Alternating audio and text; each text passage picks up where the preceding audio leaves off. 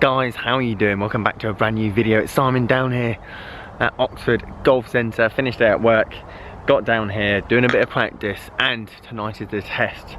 Thanks to the help from Golfbidder and sending me this club, I'm going to be testing the M5 against the SLDR. Your kids' college fund versus a night out with the missus. Let's get into the video.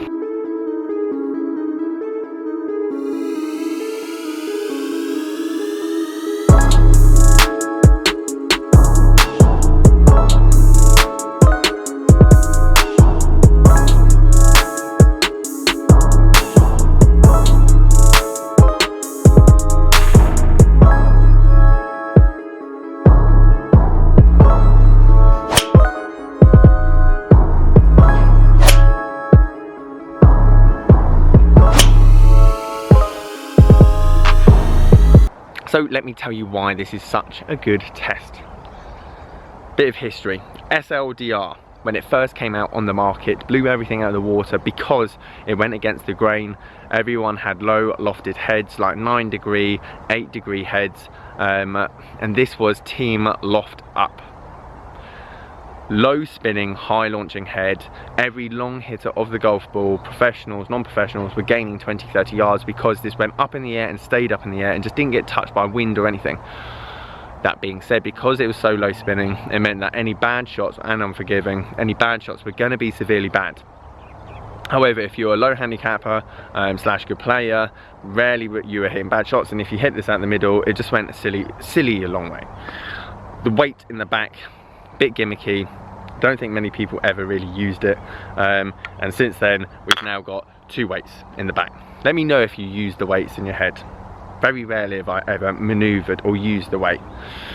So we've got a 9 degree M5 head against a 10.5. I'm going to loft down the SLDR, so it's the same loft. I'm going to put the same shaft, so I've got a 6.5 Hasdus X-Stiff shaft, the smoke shaft in the M5. I'm going to put that in the SLDR because Golfbidder, thank you ever so much for giving me the club, but it's got a stiff shaft in it and it wouldn't be a fair test. So I'm going to put the X-Stiff in both of these, and it's going to be a pure head-to-head battle.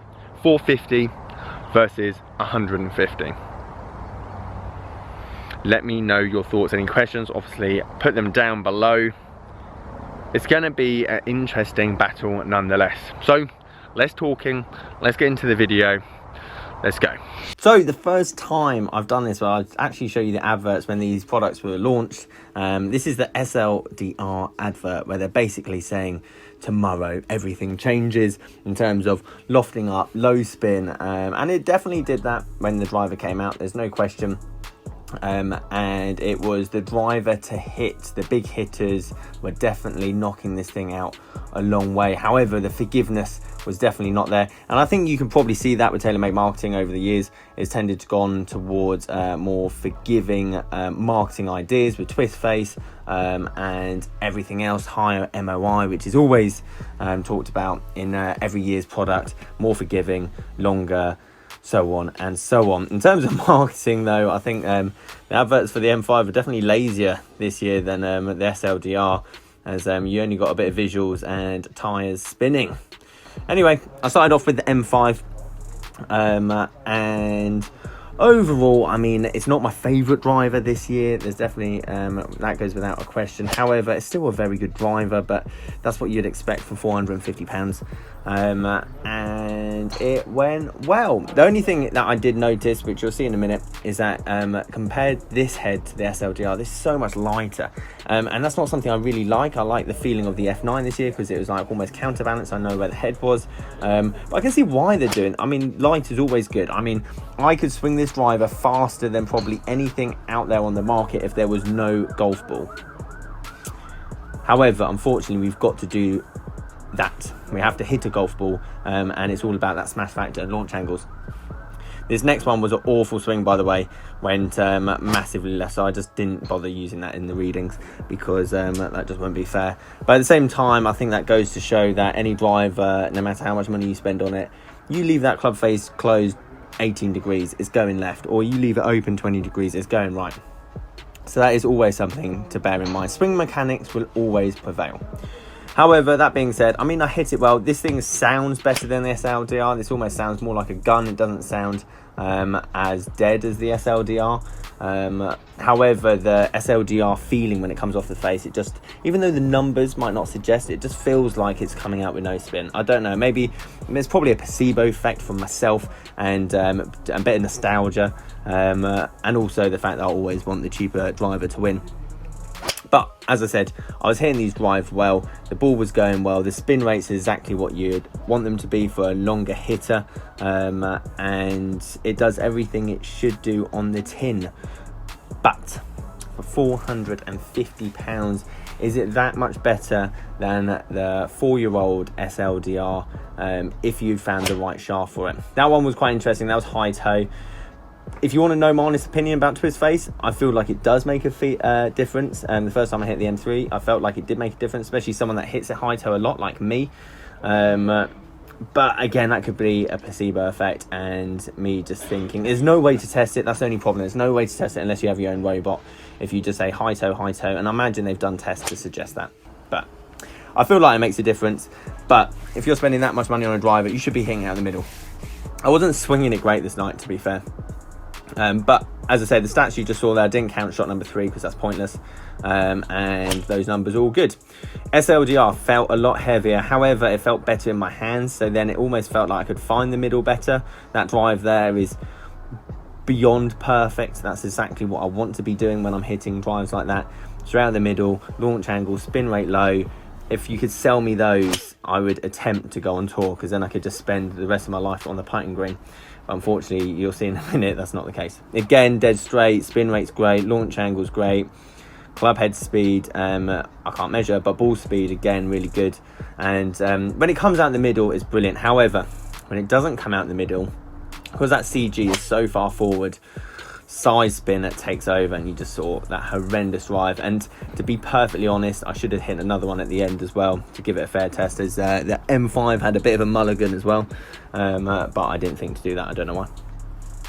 Anyway, overall with this shaft, and I think that's important, nowadays you can swap shafts in pretty much all the newer end drivers and play about with them, which is always good. So the last 5 years you've got adjustable shafts, so finding that right shaft, right loft is always going to win over the new technology, whatever that means. However, that being said, you only can get custom fit for the newer stuff. So as long as you know a bit about clubs, or you watch my videos, you'll be able to fit yourself into second-hand equipment. If you don't, if you're a beginner, then potentially you can't do that. Again, a lovely drive to finish off there.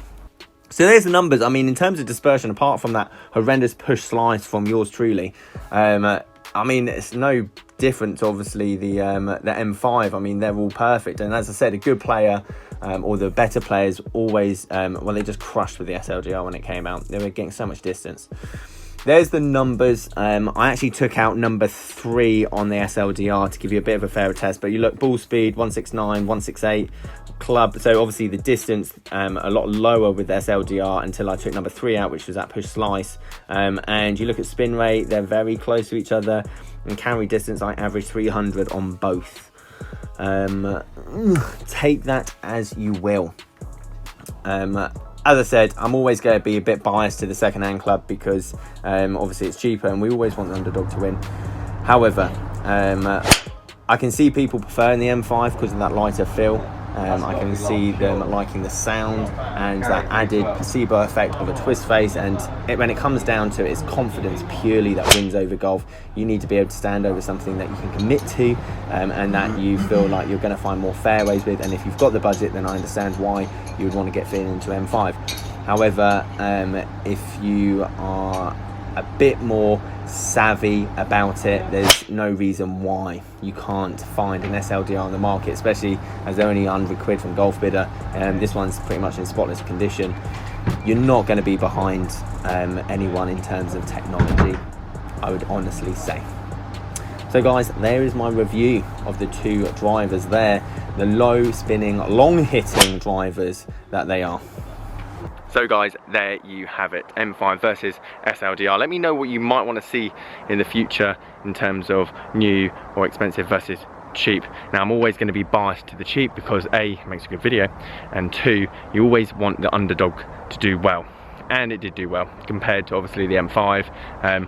The ball flight just looks different. I know the numbers say what they say on the machine, but when you hit it and you see it, it just brings me back, gives me that kind of deja vu back to when I used to watch and play with this driver, and you see that just dull ball just go into the air and just drop, but stays up there for so long. And then that, I mean, carrying it 305, 310 on a firm fairway, it's just gone.